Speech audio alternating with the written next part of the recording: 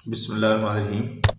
آج ہم بات کر رہے ہیں ہماری روزمرہ روٹین میں جو مختلف ہم بیماریوں سے ہمارا واسطہ پڑتا ہے۔ دراصل اس میں زیادہ تر جو مسائل پیدا ہوتے ہیں وہ ہمارے کھانے پینے کی وجہ سے بھی ہوتے ہیں۔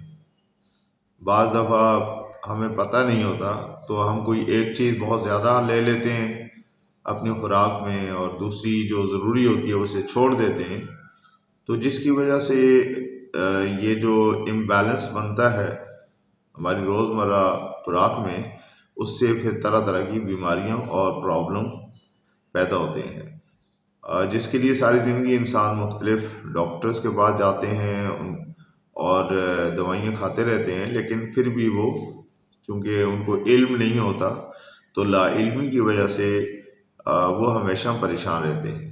تو آج ہم اس موضوع پہ بات کرنا چاہ رہے ہیں۔ اس سلسلے میں میری اس سے پہلے ایک ویڈیو آ چکی ہے جس میں بیلنس ڈائٹ کے بارے میں بتایا گیا ہے، اور یہ بھی بتایا گیا کہ کتنی کوانٹٹی میں ہمیں کھانا چاہیے، کون سا پارٹ۔ آج ہم اس کو تھوڑا سا اور تفصیل سے بیان کر رہے ہیں۔ ہماری پلیٹ جو کھانے کے وقت ہمارے سامنے ہوتی ہے، اس میں اصولی طور پہ اگر ہم دیکھیں تو 3 پارٹ ہونے چاہیے۔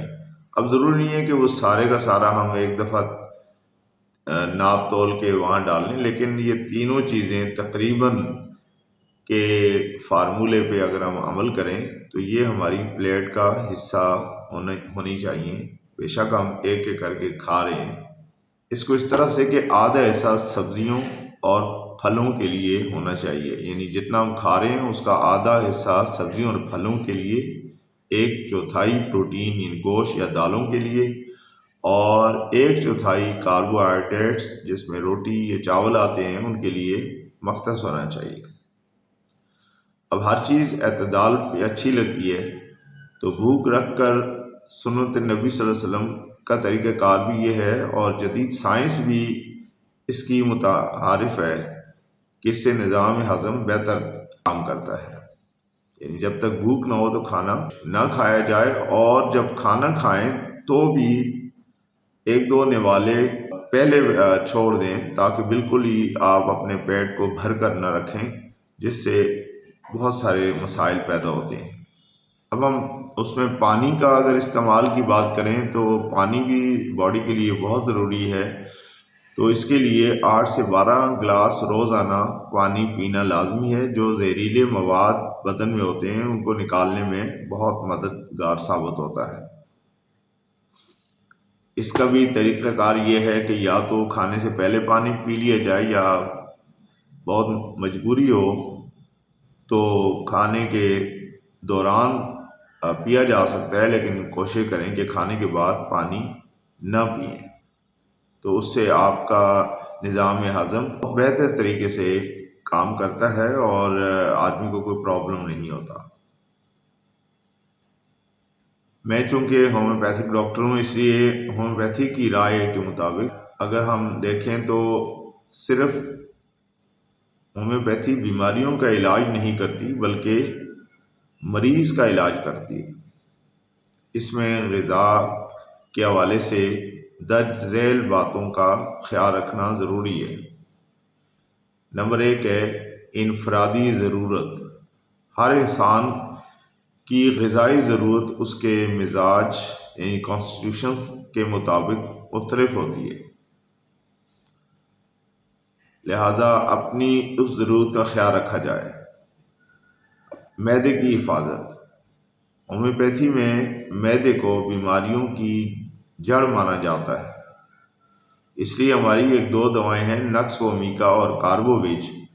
یہ 30 کی پاور میں اگر معدے کی خرابی میں لی جائیں تو اس سے نہ صرف ہاضمہ بہتر ہوتا ہے بلکہ گیسٹرک کے مسائل بھی ختم ہو جاتے ہیں۔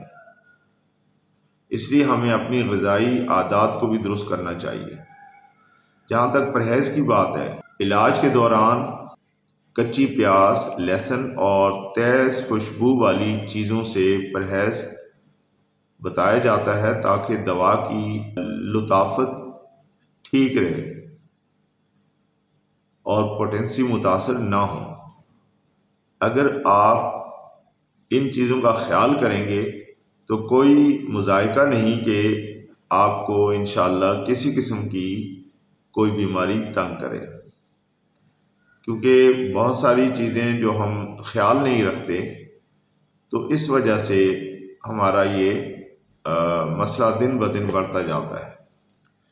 آخر میں آپ سب سے گزارش کروں گا کہ اگر آپ میرے چینل پہ نئے ہیں اور آپ نے پہلے چینل کو سبسکرائب نہیں کیا تو آپ چینل کو ضرور سبسکرائب کریں۔ آپ کو اسی طرح کی اچھی ٹپس انشاءاللہ ملتی رہیں گی، جس سے آپ کے کوئی پیسے خرچ نہیں ہوں گے، بس تھوڑا سا ٹائم دینا پڑے گا اور آپ اپنی زندگی کو بہتر سے بہترین کی طرف لے جا سکتے ہیں۔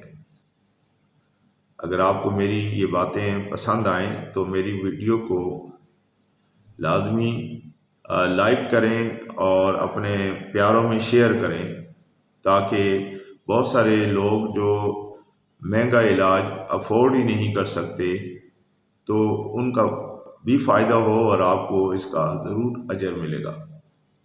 اللہ حافظ۔